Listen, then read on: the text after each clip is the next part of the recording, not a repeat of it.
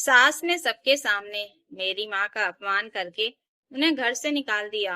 मैं चुप रही, लेकिन अगले दिन घर की रजिस्ट्री खुलते ही पूरे परिवार के होश उड़ गए। मेरा नाम आर्या है। मेरी शादी को 4 साल हो चुके थे। मेरे पापा अब इस दुनिया में नहीं थे। मेरी माँ सविता देवी ने अकेले सिलाई करके मुझे पढ़ाया, नौकरी दिलाई और फिर मेरी शादी भी पूरे सम्मान से की। उन्होंने कभी किसी के सामने हाथ नहीं फैलाया। शादी के समय उन्होंने अपनी हैसियत से कहीं ज्यादा खर्च किया, लेकिन आज तक किसी को ये एहसास नहीं होने दिया कि उस शादी के बाद उनके पास अपने लिए कुछ बचा भी था या नहीं। शादी के बाद मैं अपने ससुराल में खुश रहने की पूरी कोशिश करती रही। मेरे पति विवेक अच्छे इंसान थे, लेकिन एक कमी थी। वह अपनी माँ के सामने कभी कुछ नहीं बोलते थे। मेरी सास कमला देवी को शुरू से ही मेरी माँ पसंद नहीं थी। वजह सिर्फ इतनी थी कि मेरी माँ साधारण कपड़े पहनती थी, बस से सफर करती थी और बड़े लोगों जैसी दिखावा करने वाली जिंदगी नहीं जीती थी। वह अक्सर ताना मारती, तुम्हारी माँ को देखकर कोई नहीं कहेगा कि उन्होंने अपनी बेटी की शादी इतने अच्छे घर में की है। मैं हर बार चुप रह जाती, क्योंकि मुझे पता था मेरी माँ को अगर यह बातें पता चली तो उन्हें सबसे ज्यादा दुख होगा। एक दिन सासू माँ ने पूरे परिवार के सामने ऐलान किया कि अगले रविवार घर में एक बड़ा गृह शांति हवन रखा जाएगा। रिश्तेदार, पड़ोसी और कुछ खास मेहमान आने वाले थे। उन्होंने मुझसे कहा, अपनी माँ को भी बुला लेना, आखिर लोगों को भी तो दिखे कि बहू का मायका कैसा है। उनके चेहरे की मुस्कान मुझे अच्छी नहीं लगी, लेकिन फिर भी मैंने माँ को फोन कर दिया। पहले तो उन्होंने आने से मना कर दिया। बोली, बेटा, मेरी तबीयत भी ठीक नहीं है और इतने बड़े लोगों के बीच मैं असहज हो जाऊंगी। मैंने बहुत मनाया, आखिर उन्होंने कहा, अगर तू चाहती है तो आ जाऊंगी। रविवार की सुबह माँ समय से पहले ही पहुंच गईं। उन्होंने हल्के रंग की साफ सुथरी सूती साड़ी पहन रखी थी। हाथ में मेरे लिए घर का बना हुआ बेसन का लड्डू और अचार था। जैसे ही वह अंदर आई, उन्होंने सबसे पहले सासू माँ के पैर छुए। सासू माँ ने पैर तो पीछे नहीं किए, लेकिन आशीर्वाद भी नहीं दिया। बस इतना कहा, अरे, ये सब लाने की क्या जरूरत थी? यहाँ किसी चीज की कमी नहीं है। माँ मुस्कुराकर चुप हो गई। मैं समझ गई कि दिन आसान नहीं रहने वाला। धीरे धीरे मेहमान आने लगे। मैं रसोई और हॉल के बीच भागदौड़ कर रही थी। माँ भी बिना कहे मेरी मदद करने लगी। कभी प्लेटें लगा देती, कभी पानी भर देती। तभी सासू माँ की एक अमीर सहेली आई। उसने माँ की तरफ देखकर पूछा, ये कौन है? सासू माँ हंसते हुए बोली, अरे, हमारी बहू की माँ है। इन्हें तो काम करते रहने की आदत है, इसलिए बैठती ही नहीं। सब हल्का सा हंस दिए। मेरी माँ ने भी मुस्कुराकर बात टाल दी, लेकिन मुझे वह हंसी चुभ गई। हवन शुरू हुआ। सब लोग सामने बैठे थे। पंडित जी ने कहा कि बहू की माँ भी आकर आहुति दे। मेरी माँ संकोच करते हुए आगे बढ़ी। तभी उनका हाथ हल्का सा कांपा और घी की कटोरी का थोड़ा सा घी फर्श पर गिर गया। बस इतनी सी बात थी, लेकिन सासू माँ जैसे इसी मौके का इंतजार कर रही थी। उन्होंने सबके सामने ऊंची आवाज में कहा, बस इसी वजह से मैं इन्हें बुलाना नहीं चाहती थी। जहां जाएंगी कुछ ना कुछ गड़बड़ कर देंगी। पूरा हॉल एकदम शांत हो गया। मेरी माँ घबरा गई। उन्होंने तुरंत अपने आंचल से फर्श साफ करना चाहा और बोली, माफ कीजिए, हाथ फिसल गया। लेकिन सासू माँ यही नहीं रुकी। उन्होंने सबके सामने कहा, गरीब घर के लोगों को बड़े कार्यक्रमों का तरीका नहीं आता, इसलिए मैं कहती हूँ कि जितनी हैसियत हो उतना ही रहना चाहिए। यह सुनते ही मेरी माँ के हाथ वहीं रुक गए।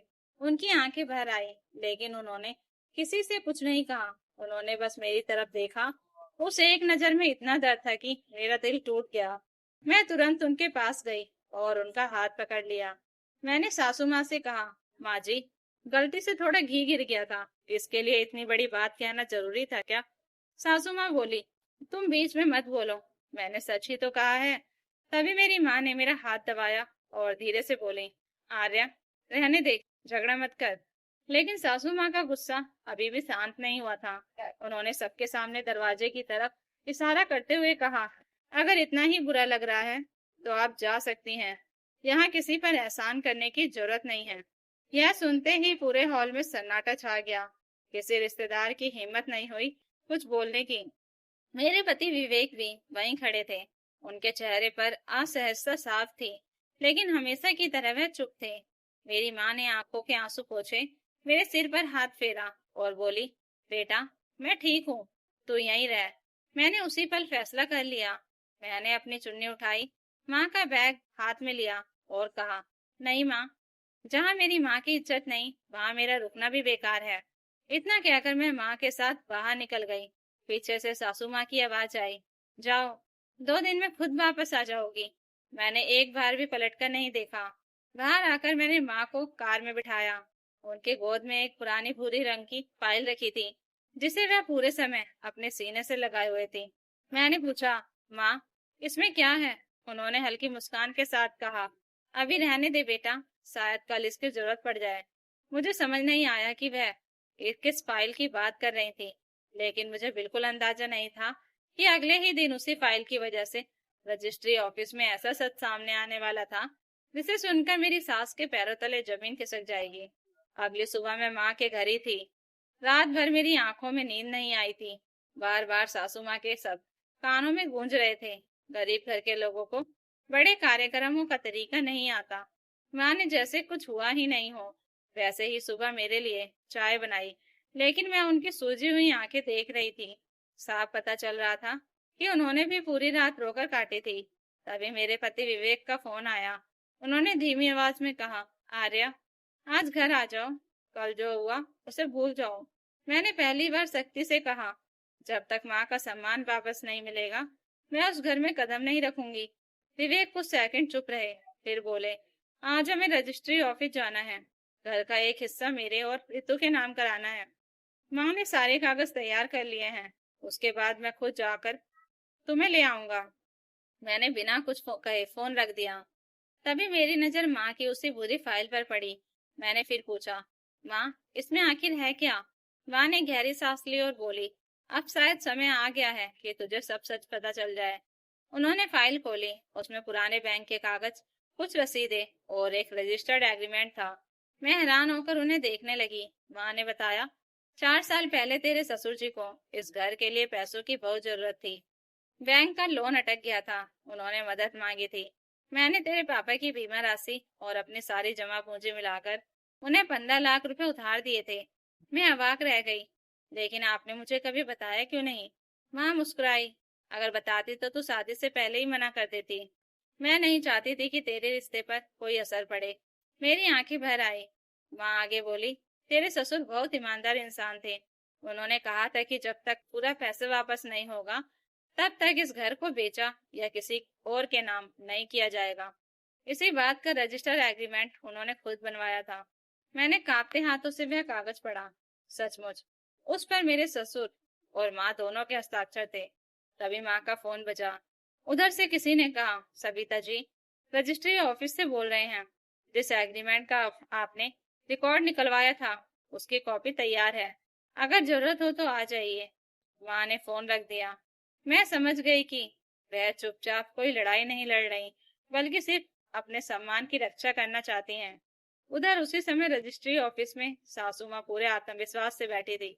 रिश्तेदारों में भी चर्चा थी कि आज घर का हिस्सा छोटी बेटी रितु के नाम हो जाएगा। विवेक भी वहीं था, लेकिन उसके चेहरे पर खुशी नहीं थी। दस्तावेज अधिकारी के सामने रखे गए। अधिकारी ने कंप्यूटर में रिकॉर्ड देखा, फिर अचानक भौहें सिकोड़ ली। उन्होंने कहा, एक मिनट, इस संपत्ति पर पहले से एक रजिस्टर्ड प्रतिबंध दर्ज है। सासू माँ चौंक गई। कैसा प्रतिबंध? ये हमारा घर है, अधिकारी ने स्क्रीन देखते हुए कहा। 4 साल पहले एक कानूनी एग्रीमेंट दर्ज हुआ था। उसके अनुसार जब तक उधार की पूरी रकम वापस नहीं होती, इस संपत्ति का स्वामित्व बदला नहीं जा सकता। सासू माँ के चेहरे का रंग उड़ गया। उन्होंने घबराकर कहा, ये सब झूठ है। तभी पीछे से एक शांत आवाज आई, झूठ नहीं, सच है। सबने पलटकर देखा। मैं और माँ दरवाजे पर खड़े थे। माँ के हाथ में वही पूरी फाइल थी। रजिस्ट्री ऑफिस में अचानक सन्नाटा छा गया। विवेक हैरानी से मुझे और माँ को देखने लगा।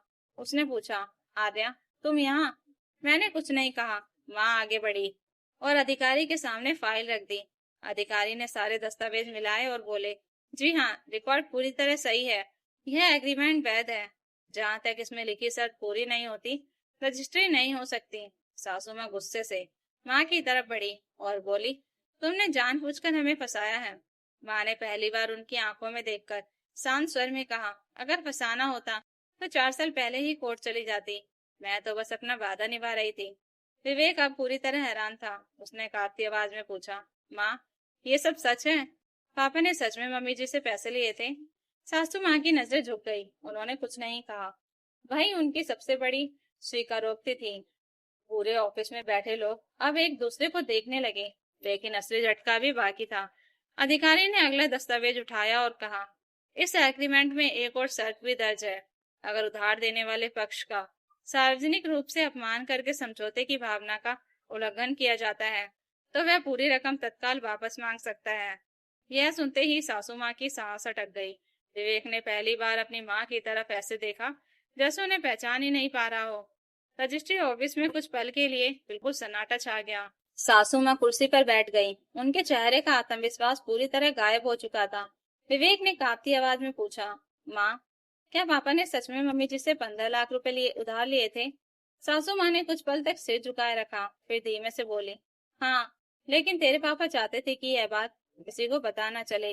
विवेक की आंखें फैल गई। उसने अगला सवाल किया, तो आपने मुझे भी क्यों नहीं बताया?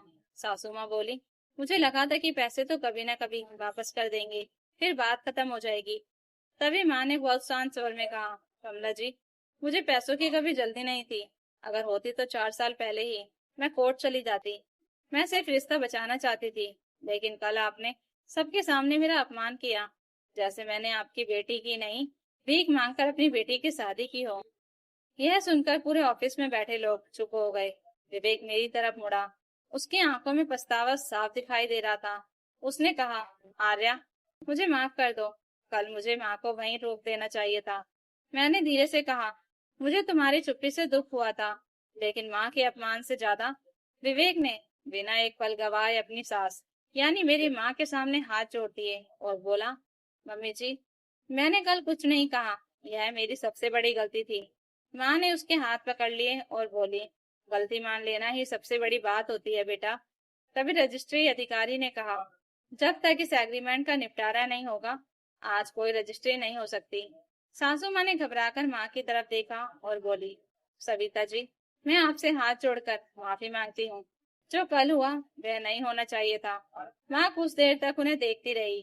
फिर उन्होंने अपनी फाइल से एक रसीद निकाली और अधिकारी की तरफ बढ़ाते हुए कहा, मैं इस एग्रीमेंट की शर्त का इस्तेमाल इनके खिलाफ नहीं करना चाहती। मुझे सिर्फ अपना सम्मान चाहिए था, बदला नहीं। अधिकारी ने हैरानी से पूछा, मतलब आप रकम की तुरंत वसूली नहीं चाहती? माँ मुस्कुराई और बोली, नहीं, जैसा समझौता था वैसा ही रहेगा। जब सुविधा हो पैसे लौटा दे। विवेक की आंखें भर आई। उसने वहीं सबके सामने कहा, आज मुझे समझ आया कि असली बड़ा इंसान वह नहीं होता जिसके पास पैसा हो, बल्कि वह होता है जिसके पास बड़ा दिल हो। हम सब रजिस्ट्री ऑफिस से बाहर निकले। बाहर निकलते ही सासू माँ मेरी माँ के सामने आकर खड़ी हो गई।